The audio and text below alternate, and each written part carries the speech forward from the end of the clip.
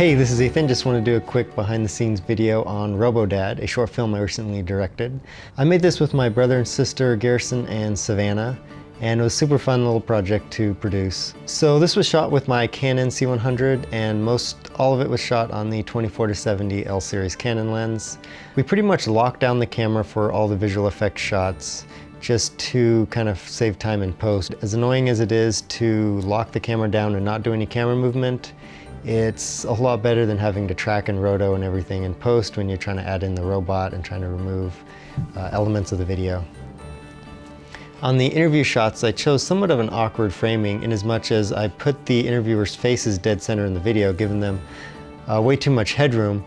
I also added a little camera movement, but my whole goal with that was to create something that was a little more, wasn't as staged, a little more impromptu style. I mean, he even puts the kids to bed at night. The mic we used was the Rode NTG2 shotgun microphone. And if you notice at the end of the film, it actually gets a cameo in the film. Right? Just couldn't we have a real dad?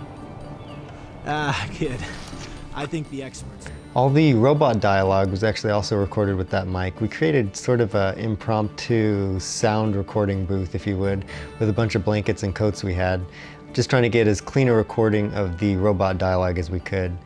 And then we were able to add the effects, the modulation, EQ, just to get it to sound like it fit in the video. Copyright 1993 by Jackson House Publishers. All rights reserved. One of the challenges we had on this project was working with the actors. They had a hard time acting with the robot that wasn't actually there. So we'd find things that we could do, like put in a stand-in who could stand in for the robot and they could interact with, they'd get the eye line right.